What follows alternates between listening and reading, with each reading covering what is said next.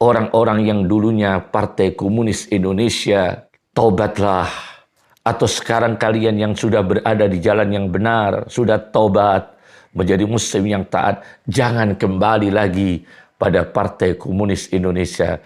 Jangan kembali lagi pada kegelapan komunisme.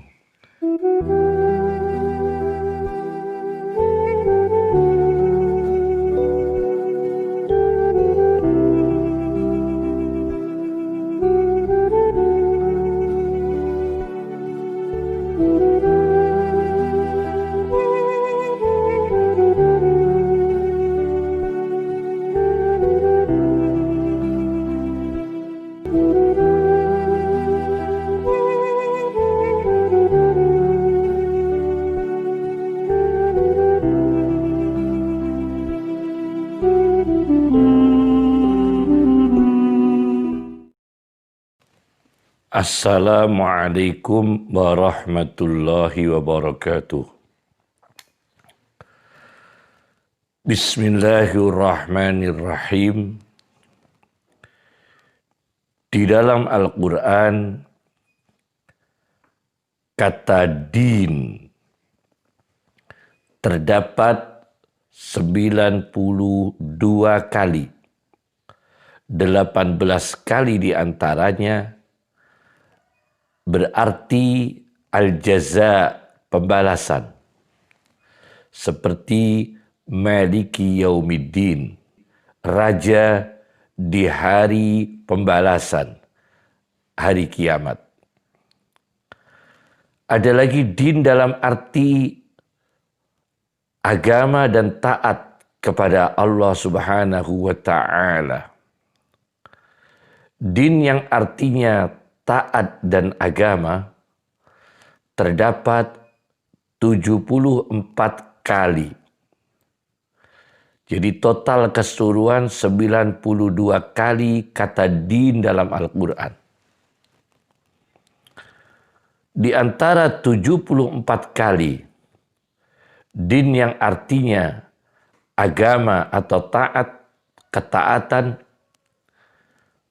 terdapat di surat Al-Maidah ayat 3.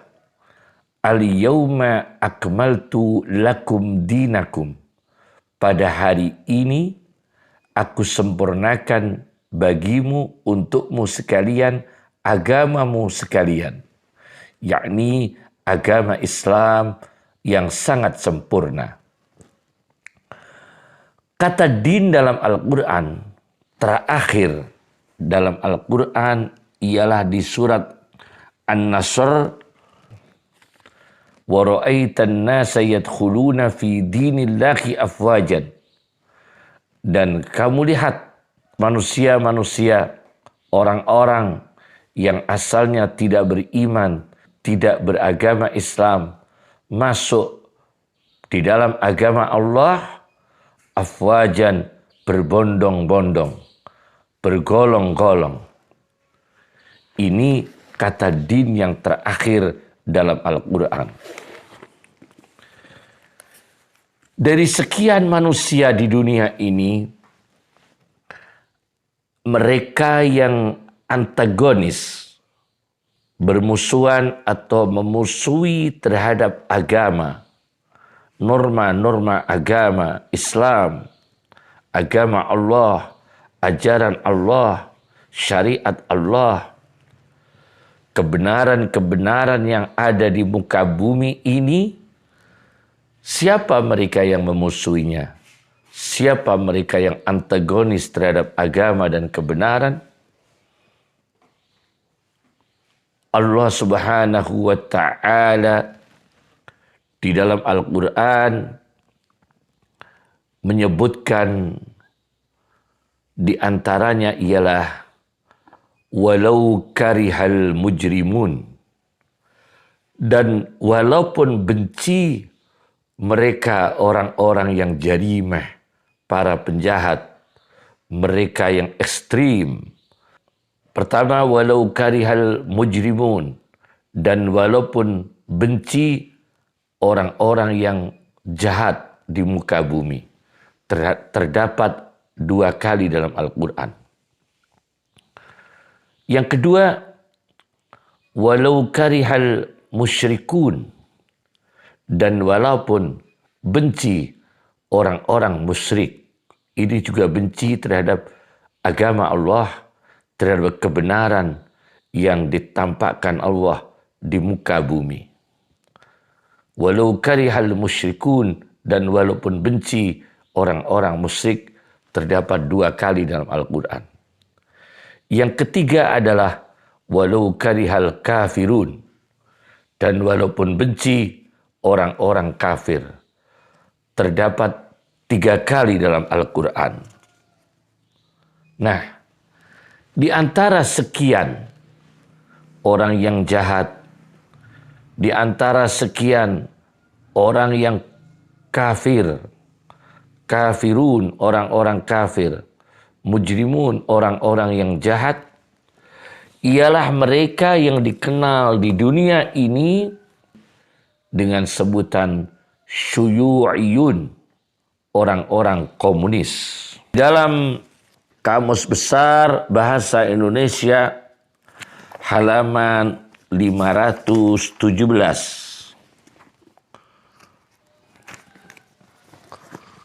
Kamus Besar Bahasa Indonesia di halaman 517 disebutkan tentang komunisme ialah paham atau ideologi yang hendak menghapuskan milik perseorangan. Jadi hak-hak milik perseorangan itu dihapuskan, digantikan dengan milik bersama yang diawasi oleh negara.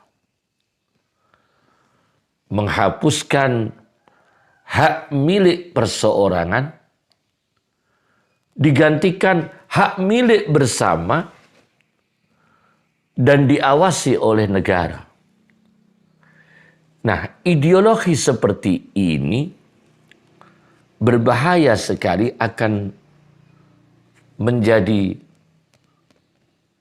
faham permisif di mana orang-orang miskin merampok harta-hartanya orang-orang kaya. Karena merasa ini milik bersama, bukan milik perseorangan, dan diawasi oleh negara. Ini komunisme pada intinya di dalam Kamus Besar Bahasa Indonesia. Padahal mengenai rezeki, mengenai harta benda, mengenai kekayaan, secara teologis, ajaran komunisme ini sangat bertentangan dengan agama. Karena agama mengatakan, Islam mengatakan di dalam surat An-Nahl ayat 71, Allah Subhanahu wa taala berfirman, wallahu faddala ba'dakum ala ba'din fi rizqi. Allah melebihkan sebagian di antara kamu sekalian di atas sebagian di dalam rezeki. Ada sebagian mereka yang kaya, ada sebagian mereka yang miskin, ada sebagian mereka yang kuat, ada sebagian mereka yang lemah. Kemudian teologi yang kedua dalam Islam di surat Al-Furqan ayat 20. Waja'alna ba'dukum li ba'din fitnah. Dan aku jadikan sebagian di antara kamu sekalian kepada sebagian di antara kamu sekalian sebagai ujian. Fitnah sebagai ujian. Waja'alna ba'dukum li ba'din fitnah sebagai ujian. Hadirnya orang miskin menjadi ujian bagi orang kaya. Maka orang kaya diperintahkan untuk mengeluarkan sebagian rezekinya bersedekah kepada orang miskin. Hadirnya orang kaya menjadi ujian bagi orang miskin. Orang miskin bekerja di tempat-tempatnya orang-orang kaya. Ini sunnatullah, hukum Allah secara teologis. Dan ini sangat ditentang keberadaan ini sangat berlawanan dengan ide-ide komunisme. Kemudian Al-Quran mengatakan secara teologis, kalau komunisme mengatakan hapuslah hak milik perseorangan, diganti menjadi hak milik umum, diawasi oleh negara, tidak ada hak milik perseorangan, maka ini akan bertentangan dengan hukum Allah. Karena Allah memberikan milik perseorangan, juga memberikan hak milik umum. Allah milik perseorangan juga ada di muka bumi, milik umum juga ada di muka bumi. Dan secara teologis ini Allah mengatakan la yus'alu amma yaf'alu wa hum yus'alun. Allah sengaja membuat demikian, ini la yus'alu amma yaf'alu. Surat Al-Anbiya ayat 23. La yus'alu amma yaf'alu wa hum yus'alun. Allah tidak dimintai tanggung jawab. Allah tidak boleh ditanya. Yang dimintai tanggung jawab, yang ditanya adalah wahum yus'alun, mereka hamba Allah. Kalau Allah tidak ditanya, kenapa ada yang miskin, kenapa ada yang kaya, kenapa ada perbedaan kelas, ini kehendak Allah. La yus'alu, Allah tidak boleh ditanya, Allah tidak boleh diusut, Allah tidak bisa didemonstrasi, Allah tidak bisa dituntut. Wahum yus'alun, hamba Allah yang dituntut, hamba Allah yang dimintai pertanggungjawaban, hamba Allah yang ditanya. Al-Anbiya ayat 23. Ada seorang filosof Islam, pemikir besar Islam bernama Badi'uz Zaman Said Nursi. Di dalam kitabnya Kulliyatu Rasailin Nur, Kulliyatu Rasailin Nur, jilid 9, karya Badi'uz Zaman Said An-Nursi, jilid 9, halaman 535. Beliau mengatakan, analisis ilmiah, kesimpulan ilmiah beliau terhadap ajaran komunisme yang ada di muka bumi ini. Beliau mengatakan,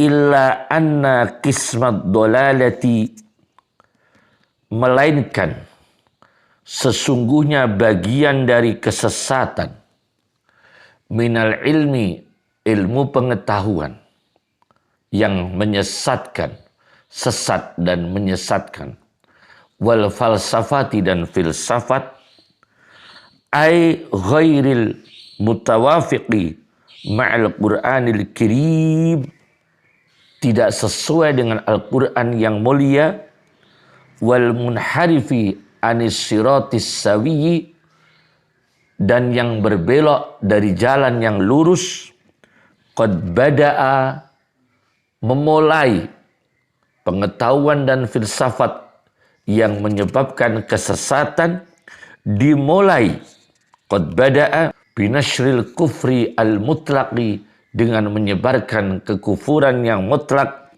ala tirazis syuyu'in, di atas bentuk mode orang-orang komunis. Fabada'a bitat'imi afkarihim, maka ilmu pengetahuan dan filsafat ideologi yang bentuknya komunis mengawali dengan memberikan makanan pemikiran kepada manusia, al-muwallidah, yang melahirkan, lil fawda, kepada anarkis. Pemikiran-pemikiran itu akan mendorong manusia, filsafat mereka, ideologi mereka akan mendorong manusia untuk melakukan tindakan fawda, anarkis, chaos, kekacauan, wal irhab, dan teror, intimidasi. wa nashriha, dan menyebarkan pemikiran-pemikiran gaya komunisme biwasatatil munafiqin, dengan difasilitasi orang-orang munafik, wazanadiqah, dan orang-orang zindik yang lahirnya Islam, batinnya anti-Islam. Zanadik menyembunyikan kekufuran, luarnya menunjukkan Islam, batinnya anti-Islam.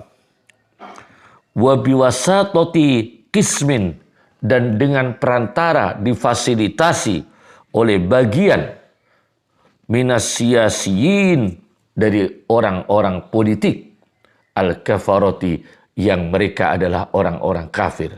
Minas siyasiyin, dari orang-orang politik, al-kafarati, mereka yang kafir.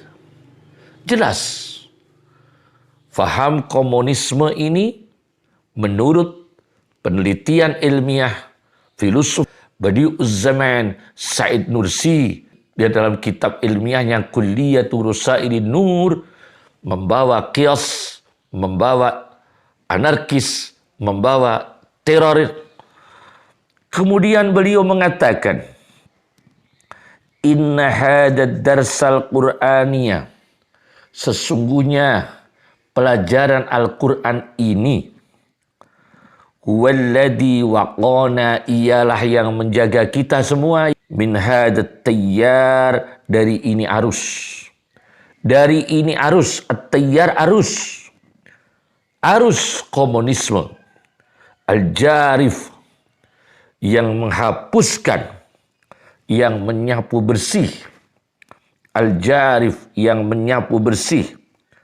Alladzi istaula 'ala Sin, yang menguasai Cina, wa nisfu Uruba, dan pernah menguasai separuh dari Eropa, wa dualil Balkan, dan negara-negara Balkan. Negara-negara Balkan disebutkan di dalam Kamus Munjid, termasuk adalah Yugoslavia, Albania, tadummu Yugoslavia, Albania, Bulgaria, adalah negara-negara yang berada di semenanjung Eropa Timur bagian selatan.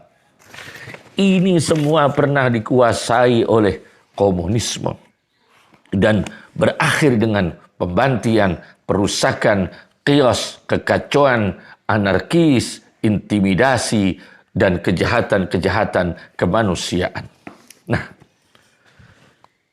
jadi janganlah, khususnya di negara kita yang tercinta ini, Indonesia yang berkah ini, insya Allah, mereka yang dulunya ada terjadi Partai Komunis Indonesia, sekarang anak-anak dari mereka sudah banyak menjadi orang-orang salih.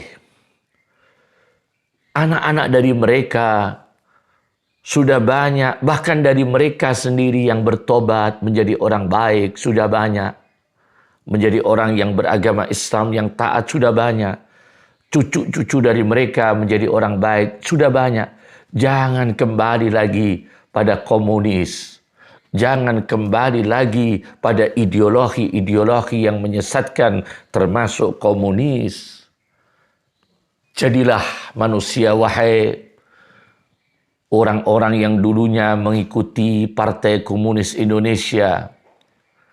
Wahai cucu-cucu, anak-anak mereka, jadilah seperti sahabat Nabi.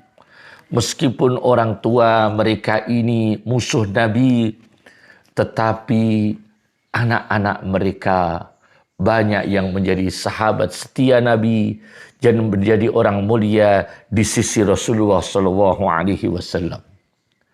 Kami berikan contoh, ada seorang sahabat Nabi yang bapaknya adalah musuh besar Nabi. Nabi kita Rasulullah SAW punya musuh besar, Abu Jahal. Diketahui dalam sejarah Abu Jahal. Tapi bagaimana Meskipun bapaknya Abu Jahal, tetapi anaknya menjadi sahabat Nabi. Tercatat Ikrimah, putra Abu Jahal. Tercatat dalam ensiklopedi sahabat Nabi di dalam kitab Ustul Ghabah fi Ma'rifatis Sahabah karya Ibnul Asir jilid 3 sahabat nomor 3741. Ikrimah putra Abi Jahal sebagai sahabat tercatat nomor sahabat urutan 3741 di dalam kitab Ustul Ghabah. Bahkan musuh Nabi yang disebutkan dalam Al-Quran, Abi Lahab, gembongnya orang kafir, gembongnya orang musyrik, gembongnya para penjahat, punya anak pendukung Nabi akhirnya sallallahu alaihi wasallam.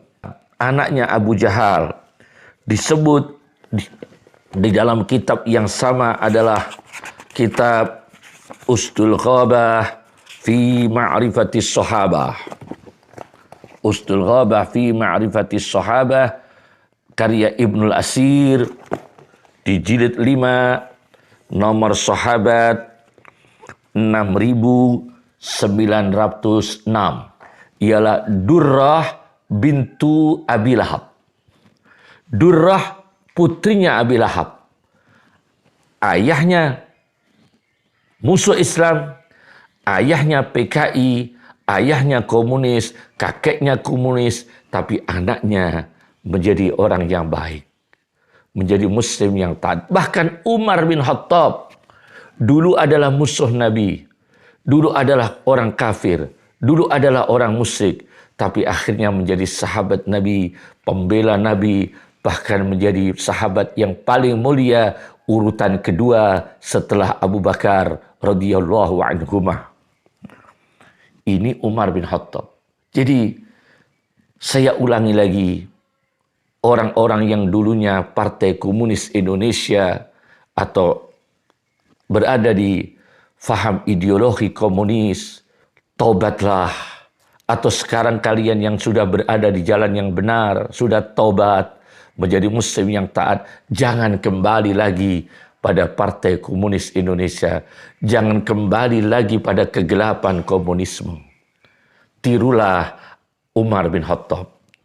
Kalau anak-anak mereka, cucu-cucu mereka, jadilah Ikrimah yang dulu bapaknya musuh Nabi, tapi dia menjadi sahabat Nabi, beriman bersama Rasulullah SAW.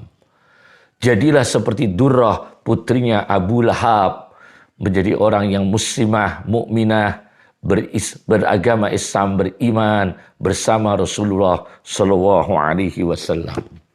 Dan mereka sangat menyedihkan kalau kembali pada kegelapan. Jadilah manusia yang dulunya gelap menjadi cahaya, atau dulunya cahaya menjadi lebih cahaya. Jangan jadi manusia yang dulunya adalah cahaya kembali pada kegelapan, atau dulunya gelap komunis sekarang sudah beragama Islam cahaya. Jangan kembali pada kegelapan yaitu komunis. Ini perlu dipelajari.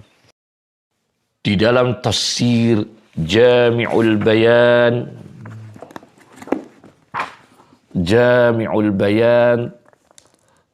an ta'wili ayil Quran karya Ibnu Jarir Muhammad bin Jarir At-Tabari di juz 25,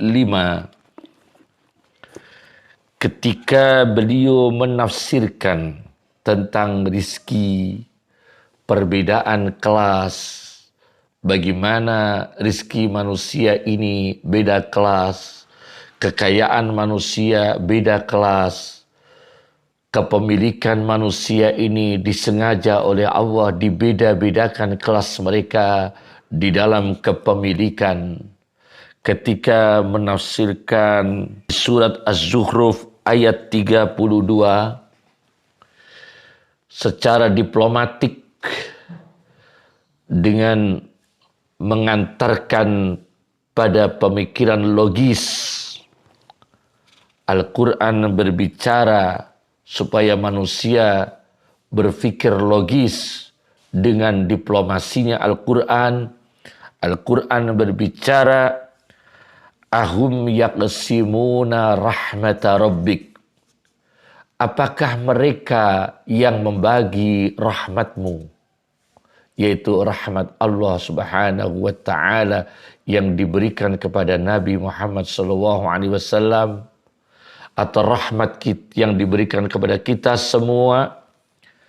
Apakah mereka yang membagi? Allah mengatakan, nahnu qasamna bainahum ma'isyatahum. Kamilah yang membagi di tengah-tengah mereka kehidupan mereka, pendapatan mereka, kekayaan mereka, rezeki mereka fil hayatid dunya, ketika mereka hidup di dunia. Bahkan Allah dengan sengaja mengatakan, wa rafa'na ba'dahum fawqa ba'din darajat, dan aku naikkan sebagian dari mereka di atas sebagian di dalam derajatnya, di dalam kelasnya. Jadi secara sunnatullah manusia ini memang disengaja oleh Allah dibedakan kelas-kelasnya. Liyattakhidha ba'duhum ba'dang sukhriya, supaya bisa memperdayakan tenaga. Sebagian dari mereka memperdayakan sebagian dengan menundukkan. Orang miskin memanfaatkan orang kaya, dia bekerja, bagaimana orang kaya itu keluar sebagian rezekinya, sebagian hartanya untuk menggaji orang miskin. Begitu juga orang kaya memperdayakan tenaga orang-orang miskin dengan cara manusiawi, tidak keluar dari nilai-nilai kemanusiaan. Liyattahida ba'duhum ba'dang sukhriya, agar dapat memperdayakan sebagian mereka pada sebagian dengan cara menundukkan. Ini menundukkan bukan berarti menjajah, bukan. Di dalam tafsirnya, yaitu Muhammad bin Jarir At-Tabari mengatakan, faja'alna ba'dahum fiha arfa'a min ba'din darajah. Faja'alna ba'dahum fiha arfa'a min ba'din darajah. Maka aku jadikan di dunia ini sebagian mereka di atas dari sebagian derajatnya. Bal ja'alna hada ghaniyan. Justru aku jadikan si A ini kaya. Wahada faqiran. B ini fakir. Wahada malikan. A ini raja. Wahada mamlukan. B ini budak yang dimiliki. Nah, beda-beda kelas. Ada lagi di dalam tafsirnya Muhammad bin Jarir At-Tabari, liyastaskhira hada fi khidmatihi iyah. A menundukkan B di dalam melayani. Liyastaskhira hada fi khidmatihi iyah, untuk memanfaatkan, untuk menggunakan tenaganya. Bagaimana orang miskin berkhidmah pada orang kaya dengan tenaga. Wa fi audi hada ala hada bima fi yadaihi min fadlin. Bagaimana orang miskin punya kelebihan tenaganya diberikan kepada untuk orang kaya dengan kemanusiaan. Bagaimana orang kaya punya kelebihan rezeki diberikan kepada orang miskin. Dan itu sunnatullah. Bahkan Allah Subhanahu wa taala disebutkan dalam kitab Jami'ul Bayan karya At-Tabari, ja'alallahu ta'ala zikruh ba'dan li ba'din sababan fil ma'ashi fid dunya. Allah menjadikan satu sama lain menjadi sabab kehidupan di dunia ini. Jadi jelas Tidak sama dengan ideologi komunisme yang memaksakan tidak ada kepemilikan perseorangan, harus kepemilikan bersama dan diawasi oleh negara, yang akhirnya orang komunisme ini karena tidak sama dengan ajaran Allah Subhanahu wa taala, maka mereka ini ada yang menjadi sinkretisme, menyampur adukkan agama. Karena mereka orang komunis tidak menemukan kebenaran, hanya dalam kegelapan ideologi, mereka berpindah-pindah, kadang menyampur adukkan antar agama. Akhirnya menjadi kesesatan, karena dicampur adukkan, terjadilah sinkretisme. Bahkan sebagian mereka menjadi skeptisisme. Skeptisisme, yaitu menganggap semua ini meragukan. Segala sesuatu ini meragukan. Dia ragu-ragu sendiri. Dia tidak percaya akhirat. Dia tidak percaya Allah Subhanahu wa taala. Dia tidak percaya Tuhan. Terjadilah skeptisisme untuk memaksakan ideologi mereka. Pengaruh dari ideologi mereka. Mereka terjerumus dalam skeptisisme, yaitu keraguan-raguan. Bahkan mereka terjerumus pada ateisme. Ateisme, yaitu total tidak percaya Tuhan, total tidak percaya Allah Subhanahu wa taala. Inilah kesesatan mereka. Cukup. Assalamualaikum warahmatullahi wabarakatuh.